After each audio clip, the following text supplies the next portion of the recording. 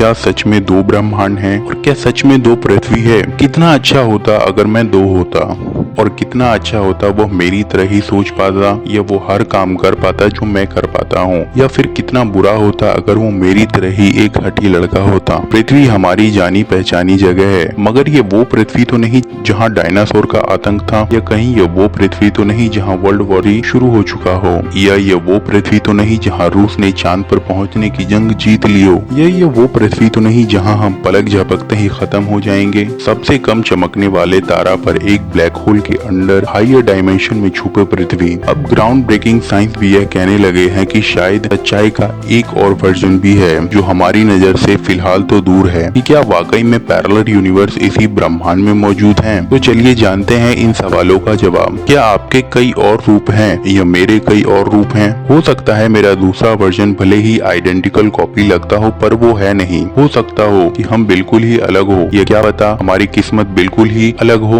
यह हो सकता हो जब हम दोनों मिले तब कुछ ऐसा हो जिसकी उम्मीद हम दोनों में से किसी को भी नहीं हो। क्या पता हम दोनों इवेपोरेट होकर एनर्जी बन जाएं। ये हो सकता है कि हम एक से ज्यादा जिंदगी जी रहे हो।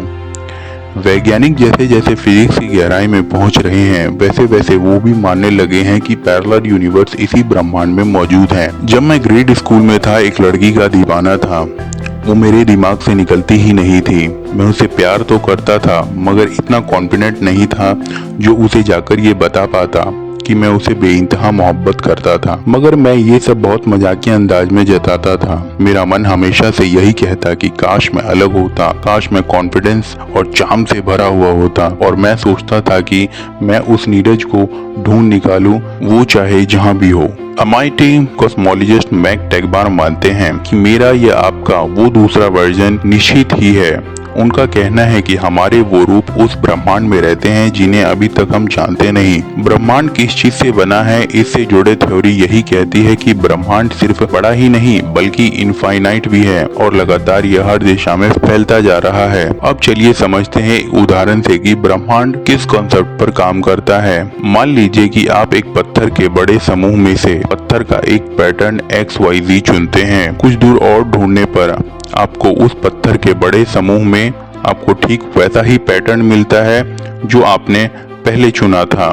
इस कॉन्सेप्ट से ये पता चलता है कि भले ही पैटर्न वो पत्थर का ही क्यों ना हो, कितना भी मुश्किल हो, मगर वो इसी ब्रह्मांड में मौजूद है। 1920 में एडविन हबल ने देखा कि हमारा ब्रह्मांड एक जगह पर स्थिर नहीं है। वो जिस भी ओर देखते उनको वैसा लगता कि ब्रह्मांड निरंतर फैल रहा है। वो जितनी भी दूर देखते उन गैलेक्सी की बढ़ने की स्पीड उतनी ही तेज नजर आती। और हबल ने कहा ऐसा तभी मुमकिन है जब ये पूरा ब्रह्मांड निरंतर और तेजी से फैल रहा हो। अगर गैलेक्सी का फैलाव निरंतर यूं ही चलता रहा तो हमारे लिए उस ब्रह्मांड को ढूंढना नामुमकिन हो जाएगा जहां हमें हमारा अपना आइडेंटिकल कॉपी मिलेगा। अगर ये ब्रह्मांड इस कदर ही फैलता रहा तो एक समय ऐसा भी होगा जब इस फैलाव की रफ्तार लाइट की रफ्तार के बराबर हो जाएगी। और इसी कॉस्मिक होराइजन के कारण ना तो हम उस ब्रह्मांड में पहुंच सकते हैं ना ही उसकी सोच सकते हैं। फिलहाल इन बातों को देखते हुए अभी तो यूं लगता है कि उस ब्रह्मांड को ढूंढना नामुमकिन है।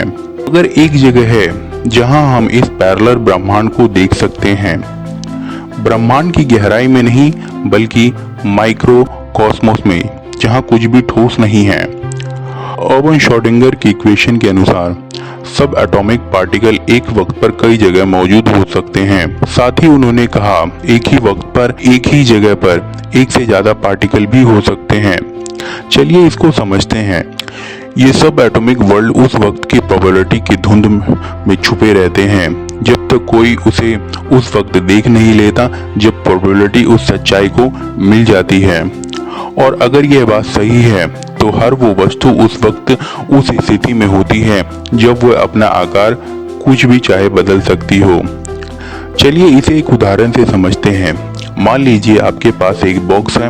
उस बॉक्स के खुलने से पहले उस बॉक्स में वो सारी चीजें हो सकती हो जो आप सोच सकते हैं, मगर एक बार बॉक्स खुलने के बाद जब आप उसे देखते हैं तभी पता चलता है कि असल में सच्चाई क्या है। पर अब सवाल है कि उस बॉक्स में सिर्फ वही चीज मौजूद कैसे है जो आप चाहते थे। और इसका जवाब देते वैज्ञानिक कहते हैं कि आपके ऑब्जर्वेशन के कारण नेचर को एक अचानक फैसला लेना पड़ा, जिससे पलक झपकते ही हर वो पॉसिबिलिटी रियलिटी में बदल गई।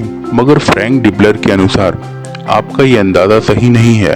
फ्रैंक मानते हैं कि हर वो मुमकिन नतीजा अपने पैरेलल यूनिवर्स में एक सच्चाई बन जाता है। ये ठीक इसी तरह होगा जैसा आप उस बॉक्स को इस यूनिवर्स में खोले तो आपको मान लीजिए एक एप्पल मिले, मगर ठीक उसी वक्त किसी ब्रह्मांड में उस बॉक्स में मैंगो मिलेगा और किसी तीसरे ब्रह्मांड में उस बॉक्स में अमरूद।